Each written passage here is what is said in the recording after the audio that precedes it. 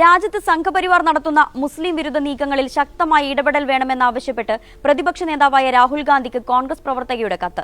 ഇത്തരം വിഷയങ്ങളിൽ നേതൃത്വത്തിന്റെ ഇടപെടൽ ഏതാനും ട്വീറ്റുകളിൽ ഒതുങ്ങുകയാണ്. പലപ്പോഴും ഇതിന് സ്ഥിരതയില്ല. എല്ലാ കാര്യത്തിലും പ്രതികരിക്കാനാവില്ലെന്നറിയാം. എങ്കിലും ചില വിഷയങ്ങളിൽ ശക്തമായ ഇടപെടൽ അനിവാര്യമാണെന്നും കോൺഗ്രസ് പ്രവർത്തകയായ രാധിക ബർമൻ എക്സിൽ പങ്കുവച്ച കത്തിൽ പറയുന്നു. കത്തിന്റെ പൂർണ്ണരൂപം ഇങ്ങനെയാണ്: പ്രിയപ്പെട്ട രാഹുൽജി, എനിക്ക് താങ്കളുമായി ബന്ധപ്പെടാൻ മറ്റ് വഴികളില്ലാത്തതുകൊണ്ടാണ് ഈ ട്വീറ്റുമായി വരുന്നത്. ഒരു പാർട്ടി പ്രവർത്തക, ഒരു ഭരണഘടനാവാദി, ഒരു ഇന്ത്യൻ പൗര, ഒരു മനുഷ്യൻ, ഒരു ഹിന്ദു എന്ന നിലയിലാണ് ഞാൻ നിങ്ങളോട് സംസാരിക്കുന്നത്. ഇത് നിങ്ങൾക്ക് മാത്രമല്ല, ഇന്ത്യ സഖ്യത്തെ പിന്തുണയ്ക്കുന്ന മതേതരത്വത്തിൽ വിശ്വസിക്കുന്ന എല്ലാവർക്കുമുള്ള സന്ദേശമാണ്. ന്യൂനപക്ഷ വിഷയത്തിൽ ഇടപെടുന്നതിൽ കോൺഗ്രസിന് ചില ആശങ്കകളുണ്ടെന്ന് എനിക്ക് തോന്നുന്നു. ഇടപെടലുകൾ ഏതാനും ട്വീറ്റുകളിൽ ഒതുങ്ങുകയാണ്. ചിലപ്പോൾ അതിനു പോലും സ്ഥിരതയില്ല.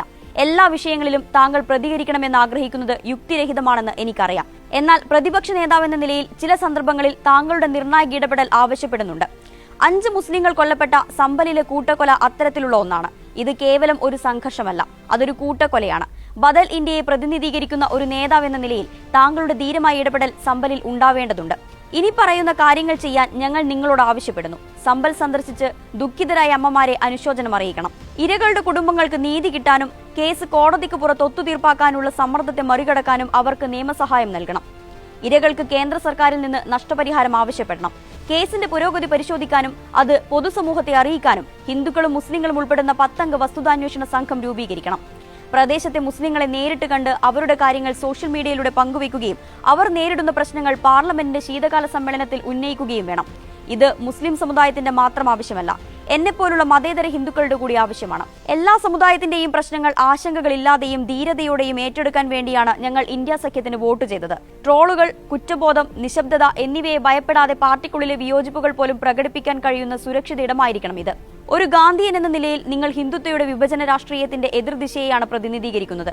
കോൺഗ്രസ് പാർട്ടിയെ രാഷ്ട്രീയ കൃത്യതയോടെ മാത്രമല്ല, സ്നേഹത്തോടെയും സഹാനുഭൂതിയോടെയും നയിക്കണം. നയതന്ത്രം ആർക്കും ചെയ്യാവുന്നതാണ്. എന്നാൽ യഥാർത്ഥ നേതൃത്വത്തിന് വൈകാരിക ധൈര്യം ആവശ്യമാണ്. ഇത് അതിജീവനത്തിനായുള്ള പോരാട്ടമാണ്.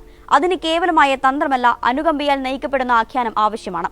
ഈ നടപടികൾ സ്വീകരിക്കുന്നത് താങ്കളെ താൽക്കാലികമായി ജനപ്രീതിയില്ലാത്തവനാക്കിയേക്കാം. എന്നാൽ മതേതരത്വം ഒരേ സമയം ധൈര്യവും അപകട സാധ്യതകളും ആവശ്യപ്പെടുന്നു.